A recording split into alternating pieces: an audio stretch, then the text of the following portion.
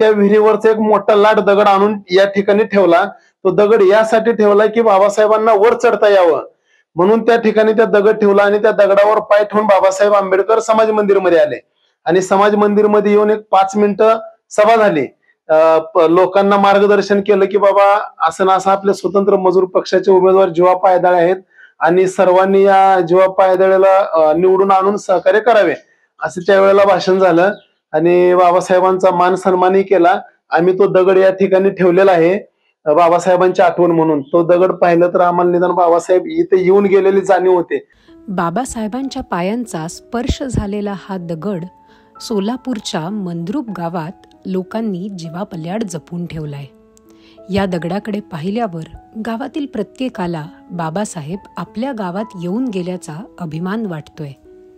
एकेकाळी दगडाला शेंदूर लावून त्याची पूजा करणारा समाज आज बाबासाहेबांच्या 1937च्या इतिहासाची साक्ष देणाऱ्या दगडाची आर्कायव्हल व्हॅल्यू ओळखून त्याचं जतन करतोय.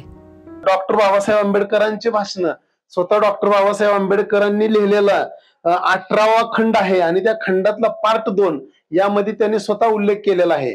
या घटनेचा संदर्भ पुस्तकात तर आहेच, पण या ठिकाणी बाबासाहेबांना पाहिलेले 108 वर्षांचे प्रत्यक्षदर्शी पुंडलिक गावडे आम्हाला भेटले.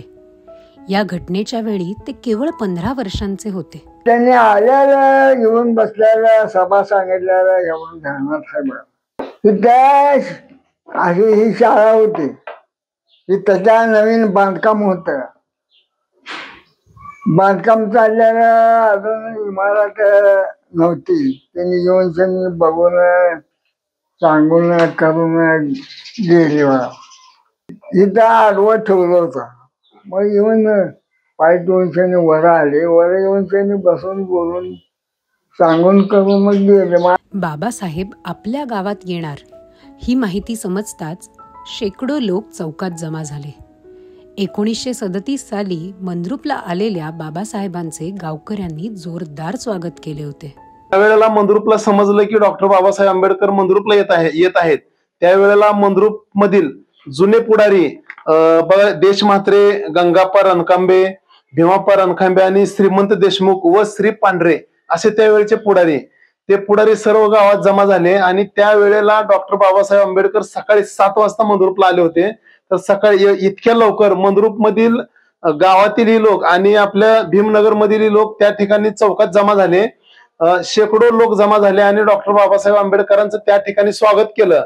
त्या ठिकाणी स्वागत करून चौकापासून ते भीमनगर या समाज मंदिरापर्यंत पायी चालत आले. मंद्रुप वासियांनी त्यांच्या परीने बाबासाहेबांची ही दुर्मिळ आठवण जतन करून ठेवली आहे.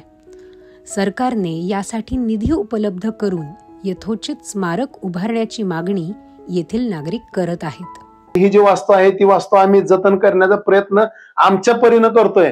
तर तुमच्या माध्यमातून, या मीडियाच्या माध्यमातून मी महाराष्ट्र राज्याचे मुख्यमंत्री असतील किंवा ऐतिहासिक वास्तू जतन करणारे जे मंत्री आहेत त्या सर्वांना माझी सांगण्याची इच्छा आहे, विनंती आहे की तुमच्या माध्यमातून, सरकारच्या माध्यमातून या भीमनगरसाठी ही ऐतिहासिक वास्तू जतन करण्यासाठी निधी उपलब्ध करून द्यावा, एवढी मी आपल्या माध्यमातून सरकारला विनंती करतो. डॉक्टर बाबासाहेब आंबेडकरांनी स्पर्श केलेल्या या दगडाला जर लोक इतकं जपत असतील तर त्यांच्या विचारांना, आंबेडकरी अस्मितेला किती जपत असतील याची प्रचिती या एका उदाहरणावरून येते.